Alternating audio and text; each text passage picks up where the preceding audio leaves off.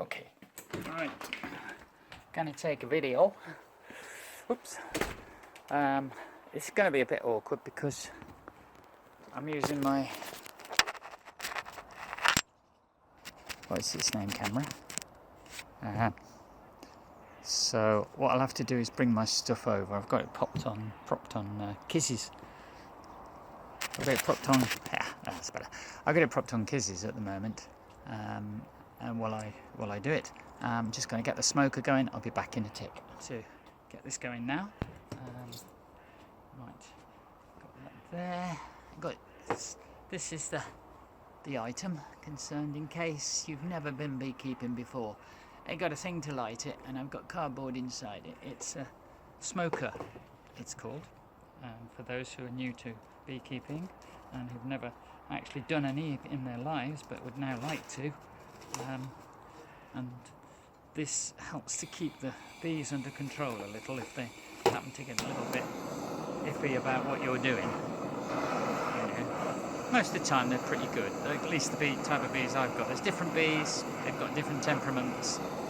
British black bees we tried a little while back, and they weren't very nice to get on with, but they do handle the British weather so much better than we do.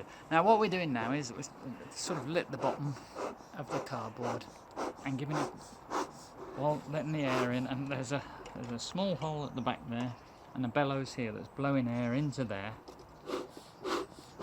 and up, so it's giving a strong draft, and as you can see it's smoking away well. What we're looking for is a bit of a flame out there. Once we've got a little bit of a flame, we can shut the top down and it should keep going with a bit of luck, as long as we keep on looking after it. As you can see that, oh, you wouldn't have seen it, probably wondered what I was doing. There was a wasp there. We seem to have been plagued with them again this year. We got rid of a wasp's nest in the eaves of our own home. I went and checked in the loft and found 2 wasp nests in there. They were dead by that time, and we got rid of them. Right, there we go. I didn't see the flame, but hey, I got lots of smoke, so I can go with that. Okay. Again, for the new starters, there's a hive tool, and there is a frame support for putting your frames on, and it just hangs on the top of your the edge of your hive, the particular box that you're working on, and you can take frames out and rest 2 here to give you some room to move inside. Okay, right, moving on. Right, first thing I've got to do here is maybe turn it around a little bit so you can see the hive I'm going to be working on there. There it is. Okay, you can see it's got a strap around it with a brick on top, and the brick on top has got a wasp trap, supporting a wasp trap, although I think it needs changing. I think we've got a lot of these. Right, the strap is to keep the whole thing together so that the wind can't blow it over, because it's much too heavy, hopefully, unless we get something like a tornado, which I don't think we tend to get in this country, which is rather nice. Loosening off the trap. The strap, looking off the strap, now we can get the individual boxes. Alright. The first thing to do, take off the top. Ready some water there. Good. Okay, I'm going to fasten up the top now, just in case, because although my bees are very, very calm and very nice, this cold weather seems to have been making all bees tetchy. It seems to be suddenly gone cooler to what it used to be, and they seem to have got a little bit tetchy about it. Okay, this is a super, but with nothing in it. So it's acting as a sort of a frame that holds holds the roof high enough to enable us to put one of those inside. That has got bees in it, which are looking for some food that we could put in there, but we haven't got any in there at the moment, so we're going to leave that. Got to break it open first, but before we break it completely open, we're going to make sure that the bees that are on top of the the super box here, if they go down, the smoke will make them think there's a little bit of a fire, and then, as you can see now, I don't know if you can see from back there, but there are a lot of bees on top. Yes, you can just about see them. Okay, right, so let's just give them a little blast there and there and there.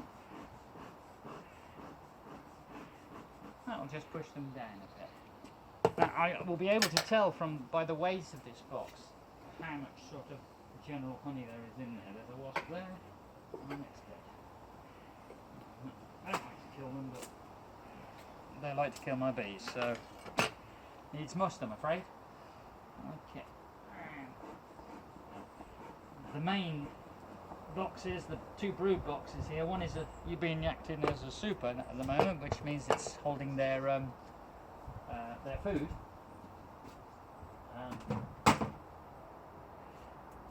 That can go over here temporarily, and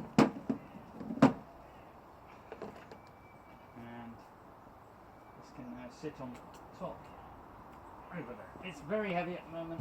It has a lot of stores in it, which they are proceeding to build up, ready for the winter. I've fed them back last year's honey, which they made during the winter, which had a mixture of fondant, syrup, and so on. Because of course there aren't any flowers around, or not enough flowers around, and the fact is they can't go out the hives because it's far too cold for them to be able to go foraging, I'm afraid. So, how's it going, baby? Oh, fine, thanks. There, my partner has just come out now, and has come to see what's going on. Yes, I am recording, but I'm not doing it live. I'm not doing it live. Okay. That one's quite heavy as well. So that is a brood box. It's a bigger, as you notice, than the other box. And that is what you normally use for breeding them. The queen goes in and lays the eggs, has the babies, and so on. But in this case, it's being used as a super as well. So it's got quite a bit of weight in it. It's got quite a lot of stores in there, as we call it.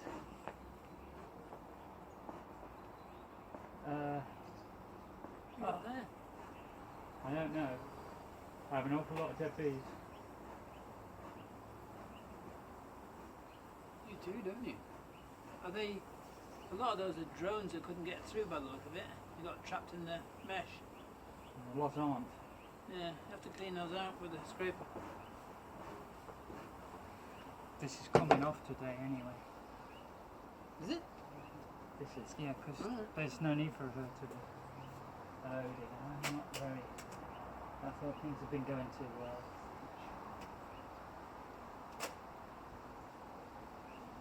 Oh my god. Yeah, drones have got trapped. It's not just drones, kids.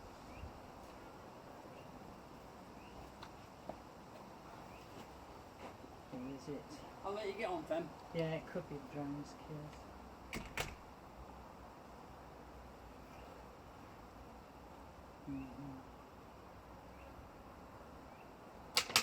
Okay. Alright.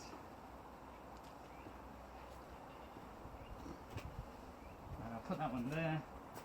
And the bees. I appear to have rather a large number of dead bees there. They look like it's the drones. They're on the floor now. I'll show you here. They got trapped. They were born above the queen extruder. They couldn't get. Let me just change the camera around if I can. As we can see there, those are what were on the. Unfortunately, there's a few falling in the water there. A couple of drones there that managed to keep going, and a couple of workers. So let me just pour the water out, and they've got a chance then of drying out and getting away. As you can see, the drones there are rather a lot of them on the floor. They would have died anyway, and they'd have been kicked out as well by the workers, because they don't want them eating the stores during the winter. There's no breeding going on in the winter, and that's their only purpose. I'm just doing this indoors as things went a bit wrong out there. The camera stopped working. So to finish off with, yes, I did have a problem with the hive. They were drones. They weren't workers. Apart from a couple, there was a couple here and there, and unfortunately, the drones got stuck on the queen excluder. For those of you who haven't done bees and want to know about this particular thing, in case you ever come across it, if you do decide to take up bees, my queen had access to both the bottom boxes, the big boxes. The second brood box, the one which I mentioned, I was using as a super. And when I put the queen excluder in a couple of weeks back, or 3 or 4 weeks ago, there were eggs that were about to hatch out, that were only just been laid in there, and some of them were drone eggs. So what had happened, of course, is drones were now ready to be born in there within about 2 or 3 weeks.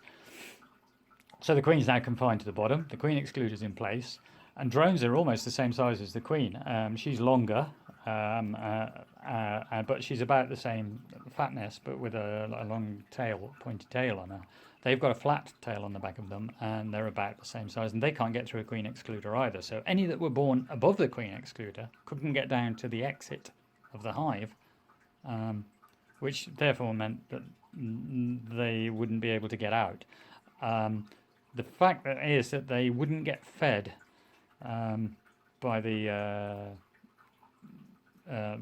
worker bees because they would want them out of the hive at this time of the year. The idea of them is to go out and fly to a meeting place, which is how they get it, how they know where to go, I don't know. But pheromones abide, and virgin queens will head for the same meeting place and be impregnated by the drones. Well, unfortunately, when a drone impregnates a queen, they lose their little dingy-doodo. And that means that they die because it rips out part of their body.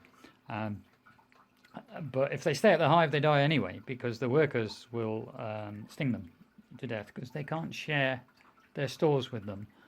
They eat far too much. They don't produce anything. Their only real reason for being around is to impregnate another queen. Oh, it sounds like we've got ding-dongs going on the computer. So you can see that they have a bit of a rough life. But it's also the same for the workers. The workers in the summer and the spring have a bit of a rough life because they're born, and then 3 or 4 weeks later they're dead. They work themselves to death, keeping the hive going originally, and then moving through the various stages, and they finish off by foraging. And all they're doing all the time is constantly going to and fro and making sure that there's honey for the hive. So their life cycle is not that good. However, come the winter, they form a ball around the queen, and although it's only 3 to 4 weeks life in them in the summer, the ones that are in the hive and form this ball around the queen when we get into sort of November and it gets really cold, this ball vibrates. The inner bees are about 35 degrees, and they then move gently outwards to replace the ones on the outside that are getting cold, and the ones on the outside of the ball migrate gently inwards, with the queen staying in the centre. She's the most important character in there, and she needs to be kept warm. So you can see that, in actual fact, it's it's a pretty good system.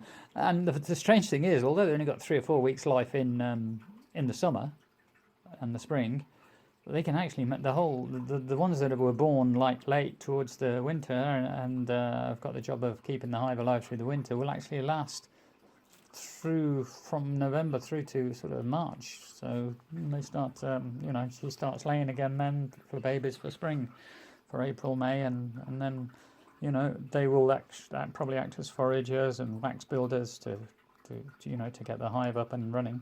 So, that's what happens. So there you go. That's the story of the bees, and I couldn't show you the last the last hive, the one that the queen was in, and I'd have shown you, otherwise I'd have zoomed in on the queen and shown you the queen. She's got a nice yellow dot on her. She's about 3 years old. She's just over 3 years old, and she'll be going into her 4th year next year. It might be that next year, the 4th year, she might not be that good. If she is still good, I shall go through the season with her and probably replace her in the 5th year the following year. We get ours from Nuneaton, from a good place down there, and they seem to have good bees most of the time. We haven't had a problem with our bees from them, so we've been quite impressed. Or I could perhaps make a split, and making a split, what we do is encourage a queen, isolate the queen from the hive next year.